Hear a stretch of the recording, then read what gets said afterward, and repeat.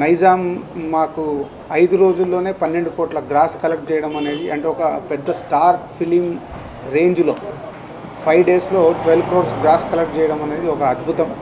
So still ఇంకా ఈ cinema ఏ రేంజ్కి వెళ్తుంది ఏంటి అనేది మనకు ఒక 1-2 వీక్స్ అయితే కానీ ఎగ్జాక్ట్లీగా చెప్పలేం. బట్ ఇప్పటి వరకు వస్తున్న దాన్ని మట్టుకు ఇవాళ ట్రెండ్ సెట్ అండ్ నితిన్ కెరియర్కి ఒక బిగ్ టర్నింగ్ పాయింట్. తన సెకండ్ ఇన్నింగ్స్లో ఇష్క్ గుండె జారి గల్లంత అయిన తర్వాత మళ్ళీ ఆ సినిమా టర్నింగ్ అయింది.